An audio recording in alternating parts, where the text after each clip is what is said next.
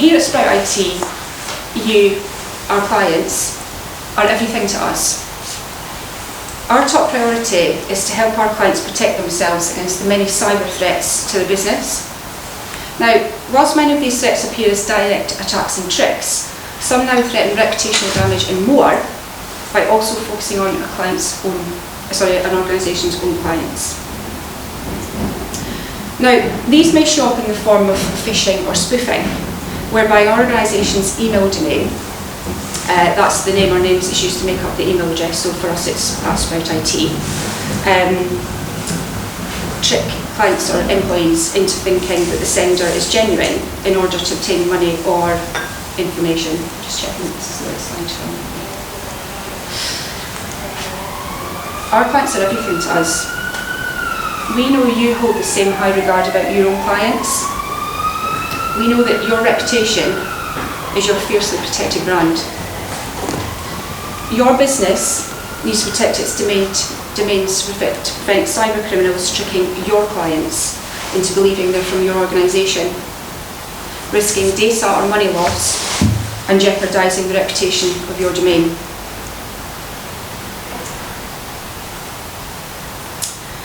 Phishing, otherwise known as business email compromise, is not a new threat, but it is more prevalent now. In fact, a National Cyber Security Centre report, written in association with the Law Society and the SRA, identified phishing as the most significant threat to the UK legal sector. The National Cyber Security Centre issued guidance on how to protect against phishing attacks, and they recommended DMARC. Now, DMARC protects an email domain by preventing cyber criminals from spoofing the address. Only DMARC gives you insight into what's happening globally and not just what's crossing your network boundary. Now, Sprout wanted to bring you an effective but simple DMARC solution which was easy to implement and maintain. And we found that with OnDMARC, powered by our partners Redsift. Now, Redsift rank as a leading DMARC solution provider to the legal sector, looking after 4 of the top 5 law firms. They work with both British and US government departments and suppliers to those departments to protect their firms and meet their obligations through the various legal mandates.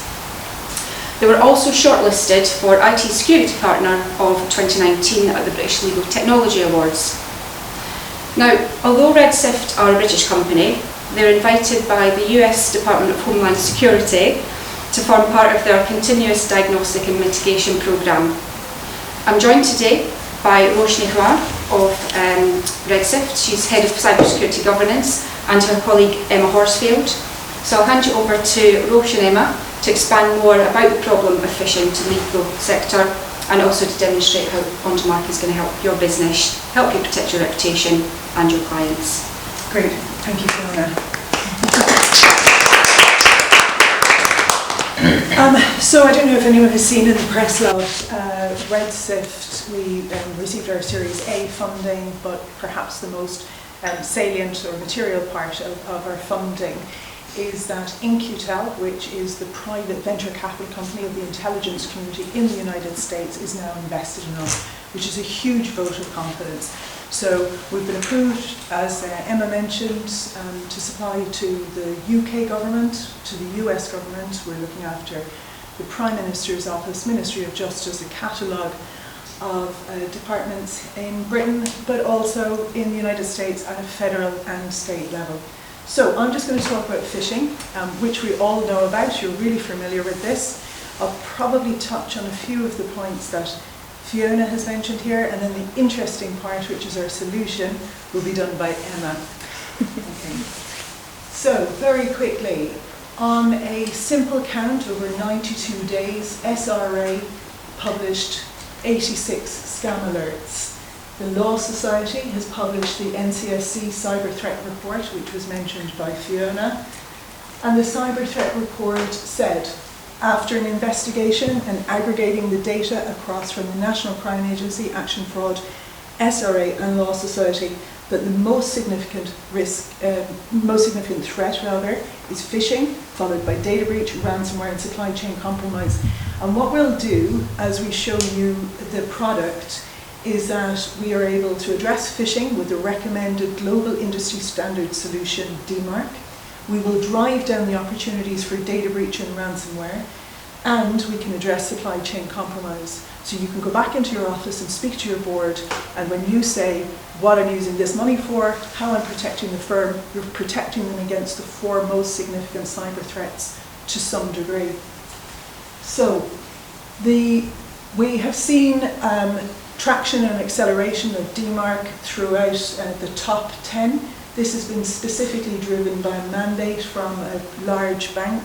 The banks are looking at their own supply chains to determine where their weaknesses are, and they have said that the weakness in their system is suppliers without DMARC.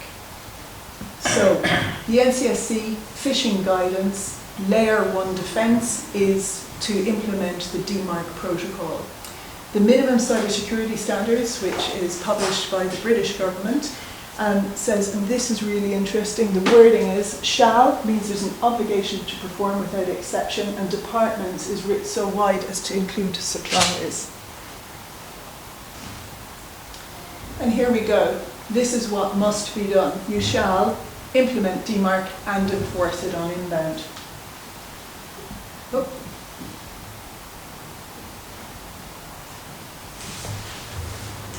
There we go. Okay, so the risks that we mentioned, we have seen, you have business operational risks, you have litigation, and you have reputation. The business operational risks are well known and understood. There was an attack which wasn't driven by phishing email, it was a supply chain compromise to a large global law firm. Everybody knows it, so I'm not going to mention it. Let's leave the past in the past. But they had 3,600 lawyers in 40 countries across the world. They reported a 1-week total shutdown, but what we know is that it is likely that it went on longer than that 1 week. And if we're calculating on the man hours, that's 144,000 man hours have been lost when you calculate it on a very modest basis.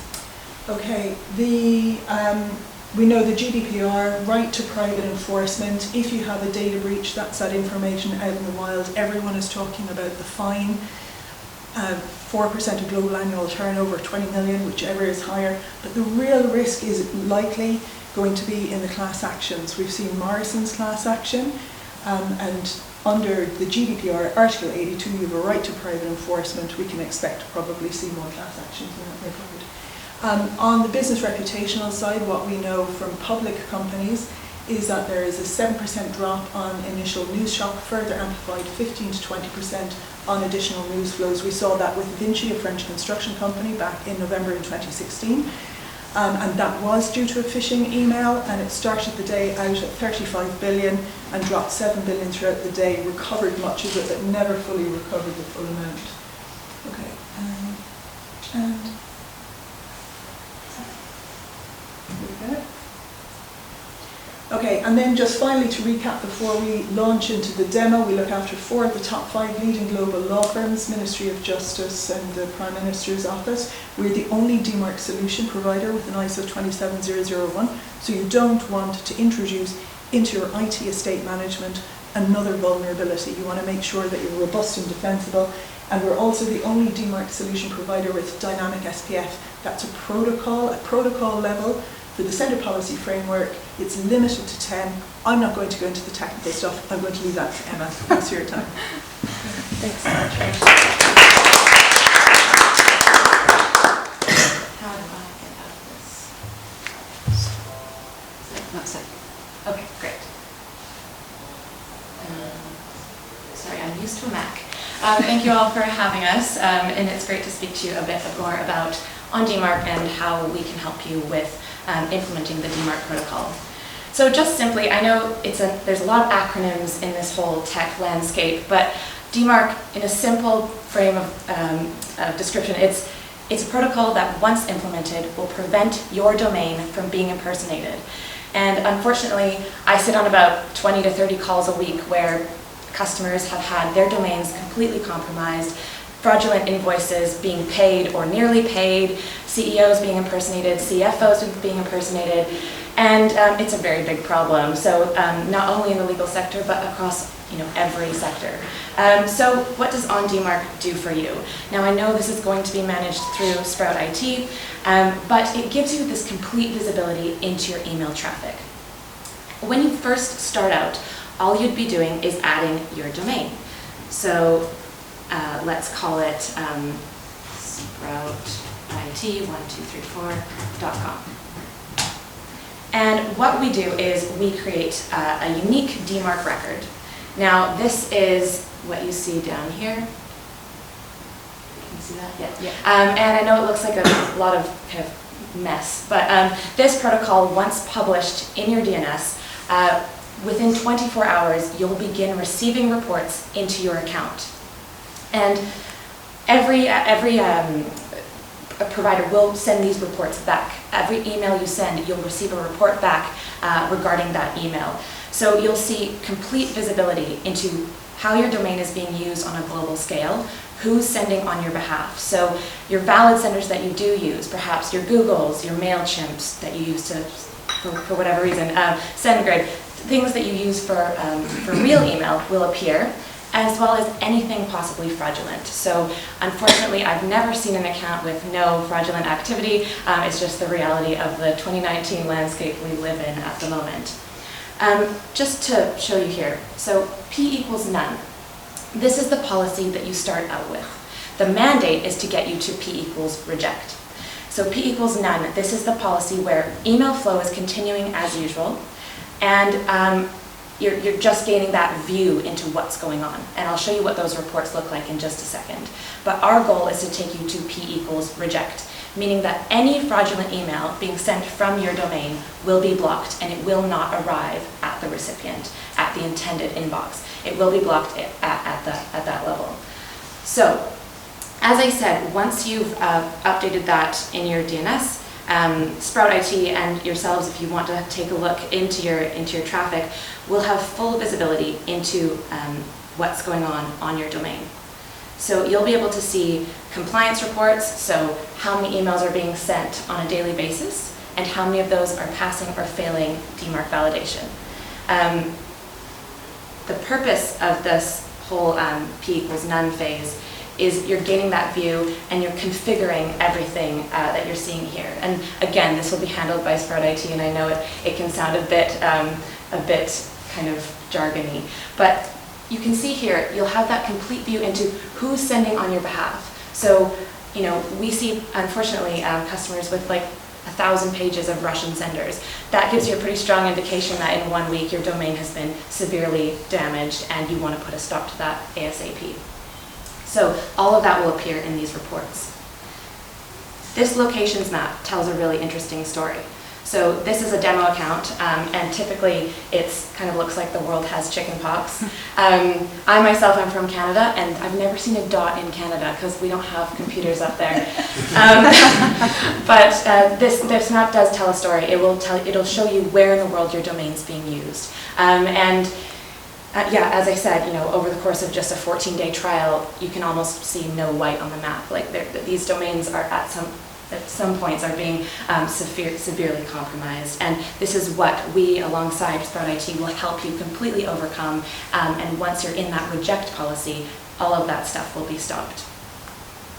So, there's a lot more to these reports, but I'm going to not make it too complicated here. I want to speak about dynamic SPF a little bit. So the additional benefit of using OnDMARC is that not only will we take you to a policy of reject, this will increasingly improve your email deliverability, which is important to everybody. Using something like dynamic SPF additionally adds that layer of improved deliverability. Now, you might not know what an SPF record is, or how it works, or why it's important to stay within its limit. But essentially, what SPF is, it's like a whitelist of all the senders that you use that can send on your behalf. There is a hard limit that's set by the SPF spec of 10 DNS lookups. And don't get bogged down in the complexities of it, but essentially, if you go over the 10 limit, your SPF will fail and your deliverability will be disastrous. And you know, a lot of companies are experiencing this right now because as we use more and more cloud services to send email on our behalf, we need something that's going to help us not break the SPF rules. So we have something called Dynamic SPF. It's unique to us, and it will completely overcome that problem. So in addition to getting to P equals reject, you can overcome that issue. So how do you know if you have an issue? We have an analyzer. So you can take a look at any domain in the world on this analyzer. So we can start with ourselves. We are Redsift, and you can see the security status of any domain. So this is us, we are protected. I would definitely recommend using a DMARC provider that's protected themselves in a policy, as you can see here, of reject. So you begin in none, and we'll get you to reject. This is the smart SPF, so the dynamic SPF include that. Again, if we didn't have this, our email deliverability would be really compromised because we use a lot of different services sending on our behalf. So this is one way that you can really improve your supply chain. So a lot of our clients, they want to reduce the risk of their supply chain, and this is a way that you can check any domain and its status. So what domain should we take a look at, Roche? But Allen and Overy? Allen and Overy. Oh, I actually don't know. Yeah. Is it AllenOvery.com? OERY? Yeah.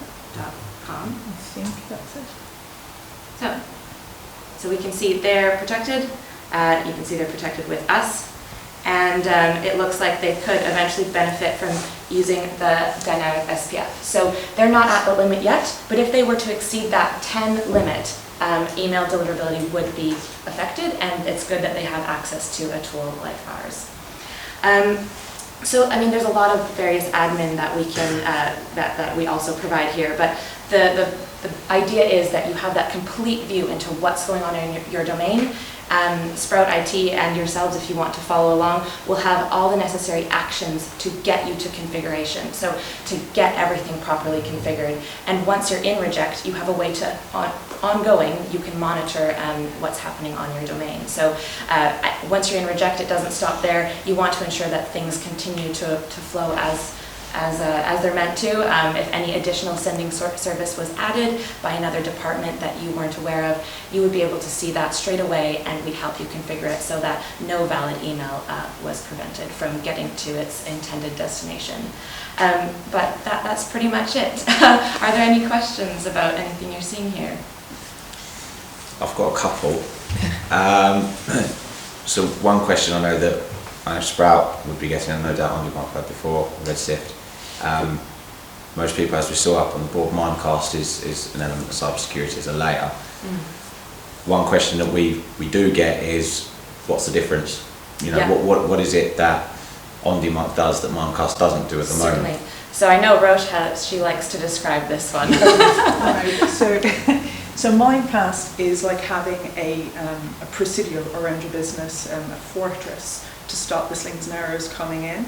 What DMARC does, and that's your firewalls and filters, what DMARC is it's like posting a sentry on top of that, and it can look out across globally, because with Mimecast you're only detecting what's going to come across that network boundary. DMARC will scrape the globe for where your domain has been used, collate that information, and then we'll give it to you in easy to read format. There's actually two things. Remember I mentioned supply chain compromised. The analyzer here is one way that you can check your supply chain. So you just go in there, then you whitelist for your payroll, HR, or whatever department you have determined represents the biggest threat to your business. And then you say, okay, everybody from here, we know they're in P because reject, you can trust them. But these guys, if they look to change their bank details, if they look to do anything hinky, double check on the phone. So that's that. And there's also our activity log, which is great. So we bake in from the ground up security measures, and if Bob makes a change on Monday and Jane comes in on Tuesday and undoes that, your time between detection and remediation is rapid. You come here if you have an email problem, you see if there's an issue, and then you simply undo it. That's it. I did have one more. It was around the fact that I think a lot of people have heard of DMARC, and some people have looked into it themselves, maybe not been able to configure it properly. What are the key kind of hurdles that you think people come up against? You know, why does OnDMARC do it correctly and other people are struggling to do so? Okay, so there was a couple of things. First of all, there was, you know, in that line of code, the reporting interval is set at 3600, which is once an hour. In reality, it only happens once a day. So that meant that if you made a configuration change, you needed to wait until the reporting came in, so that you could see if everything was in apple pie order. What we have is we have the investigate tool which hacks that. We have our own reporting mechanism, which means you simply send an email to that address and it gives you the reporting and the insight, and then you're able to do that. So that was one. Two, it's clunky and expensive and people are relying on consulting, and then there's no end to that, and what we want to do is we want to shift people to a system like this so that it can be managed and they have visibility on it, you know. So that brings me to that act. Where is our API? You know, our permission setting.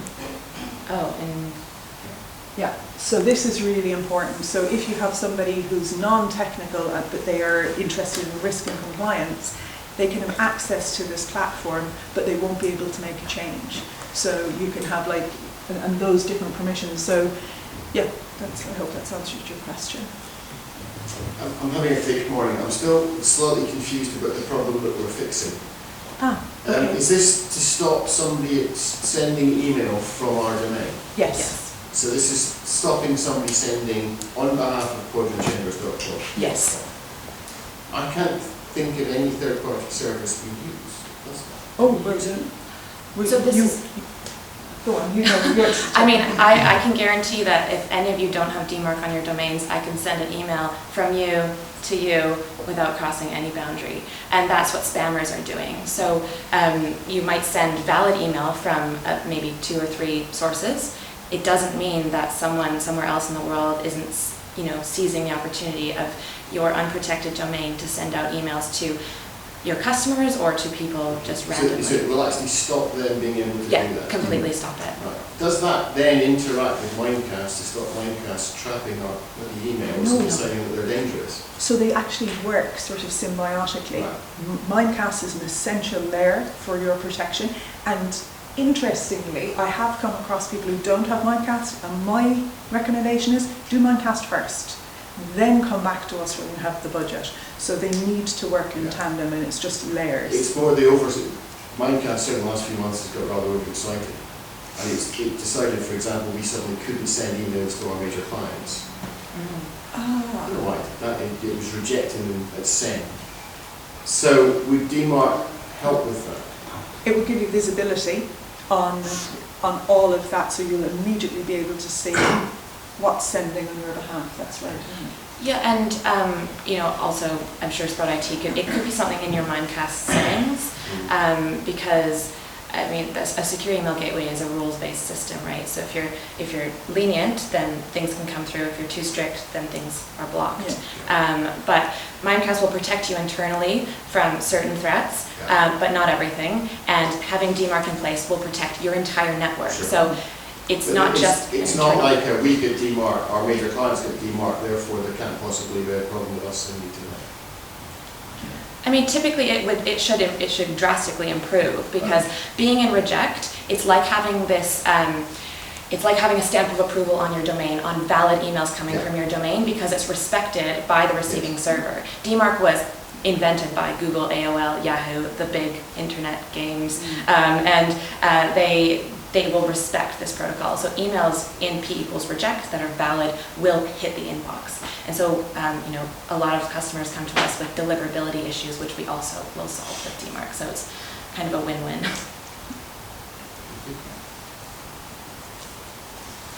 Anyone still a bit confused or?